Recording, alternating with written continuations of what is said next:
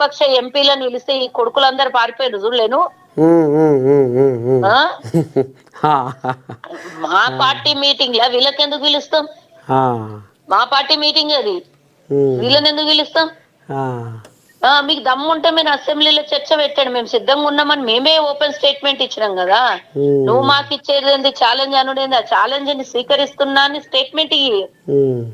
అప్పుడు white collar challenge కి కేటీఆర్ ఉరికిపోయిండు, ఇప్పుడు బంకచెర్ల ప్రాజెక్ట్ ఛాలెంజ్ కి హరీష్ రావు ఉరికిపోతాడేమో అని డౌట్ అంతే. కానీ దమ్ముంటే ఛాలెంజ్ లాగా తీసుకో రా, అసెంబ్లీకి దమ్ముంటే మీ ప్రతిపక్ష నాయకుడు కేసీఆర్ ని తీసుకొని రా, మాట్లాడదాం, చర్చలు చేద్దాం, రెడీగా ఉన్నాం మేము. దీంట్లో అబద్ధాలు లేవు, దాపరికలు లేదు, దీంట్లో దొంగతనం లేదు. మేము వచ్చి ఎన్ని రోజులు మేము కొట్లాడుతూనే ఉన్నాం కేంద్రంలో పోయి. మేము రాసిచ్చిన దాన్ని పట్టుకొని పోలే చంద్రబాబు నాయుడు, కేసీఆర్ ఇచ్చిన మాట మీద పోయిండు ఆయన. కేసీఆర్ ఇచ్చిందే బలం ఆయనకి. 2016లో ఇక్కడ కేసీఆర్ ఉంటే అక్కడ చంద్రబాబు నాయుడు ఉండే, దాన్ని పట్టుకుని పోయింది ఇప్పుడు చంద్రబాబు నాయుడు. దీంట్లో అక్కడ ప్రభుత్వం వేరు, ఇక్కడ ప్రభుత్వం వేరు. లేకపోతే రెండు ప్రభుత్వాలు ఒకటే ఉంటే అన్యాయం చేసింది అనుకోవాలి.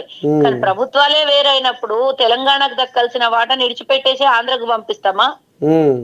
రాయలసీమ రతనాల సీమ చేస్తా అంటివి, కానీ పక్కనే ఉన్న మన జిల్లాలు, ఉమ్మడి మహబూబ్ నగర్ జిల్లా ఎండిపోతున్నా నీళ్లు పట్టించుకోకపోతే గడ దొంగ మాటలు మాట్లాడే అబద్ధాల స్టేట్మెంట్లు ఇస్తారు. రమ్మని దమ్ముంటే నేను చెప్తున్నా ఇప్పుడు.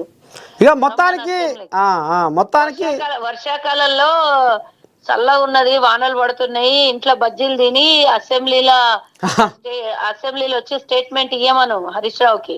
దమ్ముంటే మేము రెడీగా ఉన్నాం. సరే తల్లి, మొత్తానికి ఆర్యవైశ్య కార్పొరేషన్ చైర్పర్సన్ కల్వ సుజాత ఇక మరి అసెంబ్లీలో మాట్లాడుకుందాం అన్నట్టుగా ఈమె మాట్లాడుతుంది. దమ్ముంటే అసెంబ్లీ పెట్టని మరి హరీష్ రావు అంటే మేము స్వీకరిస్తున్నాం. అబద్ధాలు చెప్పొద్దని చెప్పు, మేమే ఇచ్చినాం అది స్టేట్మెంట్. రా దమ్ముంటే రా, స్పీకర్ కి లేఖ రాయి అన్నాము. నీకు దమ్ముంటే స్పీకర్ లేఖ రాసి రేవంత్ రెడ్డి గారు విసిరిన ఛాలెంజ్ కి సిద్ధంగా రా, అసెంబ్లీకి రా. సరే తల్లి, మొత్తానికైతే ఇక గిది ఇక మరి మా ఏంటని ప్రేక్షకులు కూడా చూస్తుర్రు. ఇక మరి కల్వ సుజాత మొత్తానికైతే హరీష్ రావు బట్టలు మాత్రం ఎగరి కాడికి ఇప్పేసింది, కథ గిట్ట నడుస్తుంది.